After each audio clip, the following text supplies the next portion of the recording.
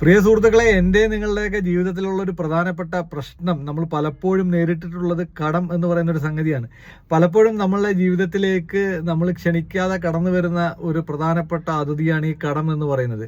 കടം വളരെ ഏറെ നമ്മളെ ജീവിതത്തെ സ്വാധീനിക്കാറുണ്ട്. കടം കയറിയിട്ട് ആത്മഹത്യയിലേക്കൊക്കെ പോയിട്ടുള്ള കഥകളും പിന്നെ വാർത്തകളും ഒക്കെ നമ്മൾ കണ്ടിട്ടുണ്ട്. നമുക്ക് നേരിട്ട് തന്നെ നമുക്ക് ഒരുപാട് അത്തരം അനുഭവങ്ങളും ഉണ്ടായിട്ടുണ്ടാകും. നമ്മളെ പല സുഹൃത്തുക്കളും ആ രൂപത്തിൽ കടത്തിൽ മുങ്ങിയിട്ട് കടത്തിൽ നിന്ന് കരകയറാൻ വേണ്ടി പരിശ്രമിക്കുന്ന കാഴ്ചകൾ നമ്മൾ കാണുന്നുണ്ട്. അപ്പോൾ ഇതിൻ്റെ കടത്തിൽ നിന്നും നമുക്ക് കടം വരാതിരിക്കാനും കടത്തിൽ നിന്നും കരകയറാനും നമ്മൾ തന്നെ വിചാരിച്ചെങ്കിൽ മാത്രമേ അതിന് സാധിക്കുകയുള്ളൂ എന്നുള്ളതാണ് യാഥാർത്ഥ്യം.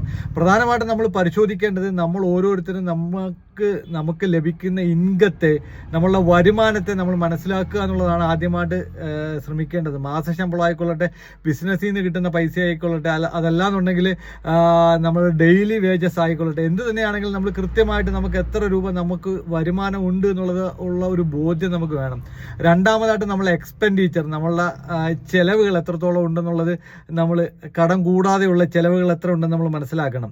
അപ്പോൾ ഈ വരുമാനത്തിൽ കൂടുതലാണ് നമ്മളുടെ ചെലവ് എങ്കിൽ നമ്മൾ തീർച്ചയായിട്ടും നമ്മൾ ഒന്നാമതായിട്ട് ചെയ്യേണ്ടത് ആ ചെലവിനെ എവിടെയാണോ കട്ട് ചെയ്യേണ്ടത് അത് കട്ട് ചെയ്തിട്ട് വരുമാനത്തിന് താഴെ, വരുമാനത്തിനൊപ്പം അല്ല, വരുമാനത്തിന് താഴെ ചെലവാക്കുക എന്നുള്ളതാണ്. ആ ചെലവാക്കാൻ നമുക്ക് കഴിയുന്നില്ല എന്നുണ്ടെങ്കിൽ, വരുമാനത്തിന് താഴെ ചെലവാക്കാൻ കഴിയുന്നില്ല എന്നുണ്ടെങ്കിൽ പിന്നീട് നമ്മൾ ചെയ്യേണ്ടത് വരുമാനത്തെ കൂട്ടുക എന്നുള്ളതാണ്. ഒന്നുകിൽ ജോലി മാറണം, ചെയ്തുകൊണ്ടിരിക്കുന്ന ജോലി മാറിയിട്ട് കൂടുതൽ ശമ്പളം കിട്ടുന്ന ജോലിയിലേക്ക് പോകണം.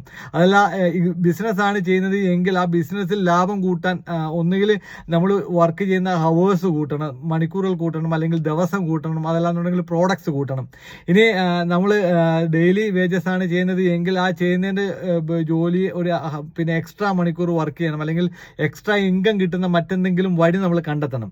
അതിനും നമുക്ക് കഴിയുന്നില്ല എന്നുണ്ടെങ്കിൽ നമ്മളെ ലൈഫ് പാർട്ട്ണറിന് ജോലി, വീട്ടിലെ കുടുംബത്തിൽ മറ്റൊരാൾക്കും കൂടി ജോലിക്കുള്ള പിന്നെ ഇത് ചെയ്തു കൊടുക്കുക, അവർക്ക് കൂടി ജോലി ചെയ്യാനുള്ള അവസരം ഉണ്ടാക്കി കൊടുക്കുക. ആ രൂപത്തിൽ നമ്മൾ എക്സ്പെൻഡിച്ചറിനെ കുറച്ചിട്ട് വരുമാനത്തെ കൂട്ടുക. പിന്നീട് ചെയ്യേണ്ടത്, നമ്മൾ കടമുള്ള ആളാണെങ്കിൽ ഏറ്റവും ചെറിയ കടം ആദ്യം തീർക്കാൻ വേണ്ടിയിട്ട് നമ്മൾ പരിശ്രമിക്കുക എന്നുള്ളതാണ്. ഏറ്റവും ചെറിയ കടം തീർക്കുന്നതിലൂടെ നമുക്ക് കിട്ടുന്ന ഒരു ആശ്വാസമുണ്ട്, നമുക്ക് കിട്ടുന്ന ഒരു കോൺഫിഡൻ്റ് ഉണ്ട്. അതുവഴി നമുക്ക് ക്രമേണ വലിയ കടങ്ങൾ തീർക്കാനുള്ളൊരു ആത്മവിശ്വാസം നമുക്ക് ലഭിക്കുക. ആ രൂപത്തിൽ നമുക്ക് കടത്തെ ലഘൂകരിക്കാൻ സാധിക്കും. ഒരു കാരണവശാലും നമ്മളെ വരുമാനത്തിൽ കൂടുതൽ ചെലവഴിക്കാനായിട്ട് നമ്മൾ ഒരു കാരണവശാലും നമ്മൾ സ്വയവും നമ്മളെ കുടുംബത്തെയും അനുവദിക്കാതിരുന്നാൽ മാത്രമേ കടത്തിൽ നിന്നും ഒരു മോചനം നമുക്ക് ഉണ്ടാവുകയുള്ളൂ എന്ന് മാത്രം പറഞ്ഞുകൊണ്ട് ഈ വീഡിയോ ഇവിടെ അവസാനിപ്പിക്കുന്നു. മറ്റൊരു വീഡിയോയുമായി കണ്ടുമുട്ടുന്നതുവരെ ബൈ ബൈ.